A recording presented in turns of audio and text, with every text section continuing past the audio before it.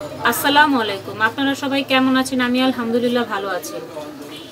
আজকে সিম দিয়ে শোল মাছ রান্না করব, এজন্য ভাবলাম আপনাদের সাথে একটু শেয়ার করি। চুলায় আমি একটি ফ্রাই প্যান বসিয়ে দিলাম আর পরিমাণ মতো পেঁয়াজ কুচি দিয়ে দিলাম। আমি পরিমাণ মতো সয়াবিন তেল দিয়ে দিলাম। এমন অনেকে আছেন যারা আমার চ্যানেলে রান্নার ভিডিওগুলো প্রতিদিন দেখেন, কিন্তু এখনও আমার চ্যানেলটি সাবস্ক্রাইব করেননি। প্লিজ আমার চ্যানেলটি সাবস্ক্রাইব করে আমার পাশে থাকবেন। আমি আজকে শোল মাছ দিয়ে সিম দিয়ে রান্না করব। এজন্য এখানে শোল মাছগুলো কেটে ধুয়ে পরিষ্কার করে নিলাম। শোল মাছটা আমি আজকে মশলার সাথে কষিয়ে রান্না করব। আর এখানে পেঁয়াজটা আমি একটু বাদামি কালার করে ভেজে নিতেছি। আমার রান্নাগুলো যদি আপনারা প্রতিদিন দেখতে চান তাহলে সাথে যে বেল বাটন আছে বেল বাটনটি অন করে রাখবেন।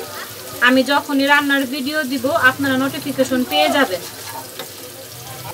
এখানে আমি কিছু শুকনো মশলা নিয়ে নিলাম। লবণ নিয়ে নিছি, হলুদের গুঁড়া, মরিচের গুঁড়া, ধনিয়ার গুঁড়া, সবগুলো আমি 1 চামচ করে নিয়ে নিলাম।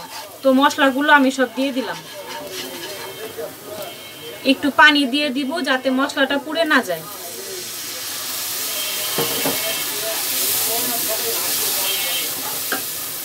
আমি 1 চামচ আদা রসুন বাটা দিয়ে দিলাম। এখন আদা রসুন বাটা আর মশলাগুলো ভালো করে কষিয়ে নিতে হবে। মশলাগুলো আমার কষানো হয়ে গেল। এখন আমি সেই শোল মাছগুলো দিয়ে দিব। আপনারা চাইলে শোল মাছটা একটু ভেজে নিতে পারেন, কিন্তু আমি আজকে ভাজবো না, মশলার সাথে কষিয়ে তারপর রান্না করব।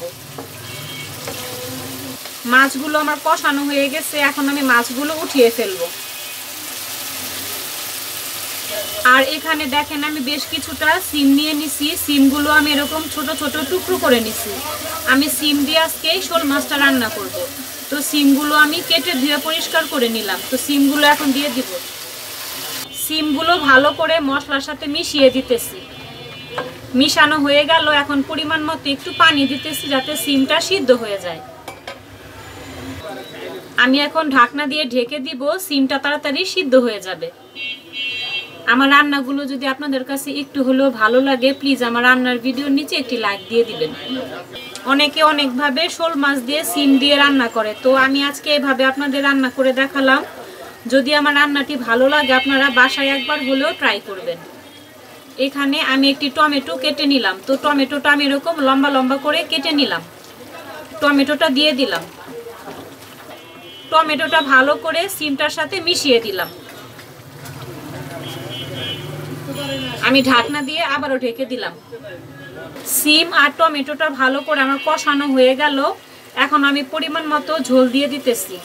আমি এখানে গরম পানিটা ব্যবহার করতেছি, আপনারা চাইলে ঠান্ডা পানিটা ব্যবহার করতে পারেন। আমি পরিমাণ মতো পানি দিয়ে দিলাম। কষানো মাছগুলো আমি সব দিয়ে দিতেছি। দেখেন আমার বলক চলে এসেছে। এখন আমি বেশ কিছুটা কাঁচামরিচ দিয়ে দিলাম। শীতকালীন সিম দিয়ে এই শোল মাছের ঝোল রান্নাটা কিন্তু অনেক ভালো লাগে। আপনারা একবার হলেও বাসায় ট্রাই করবেন, অবশ্যই ভালো লাগবে। এখানে আমি বেশ কিছুটা ধনিয়া পাতা কুচি করে নিলাম। এই ধনিয়া পাতা কুচিগুলো এখন আমি তরকারির উপর দিয়ে দিব। তরকারিটি আমার প্রায় হয়ে গেছে। এখন আমি নামিয়ে ফেলবো। বন্ধুরা দেখেন সিম দিয়ে শোল মাছ রান্নাটা আমার একদম হয়ে গেছে। রেসিপিটি আপনাদের কাছে কেমন লাগলো আপনারা কমেন্ট বক্সে কমেন্ট করে জানাবেন। আপনারা সবাই সুস্থ থাকবেন, ভালো থাকবেন। আসসালামু আলাইকুম।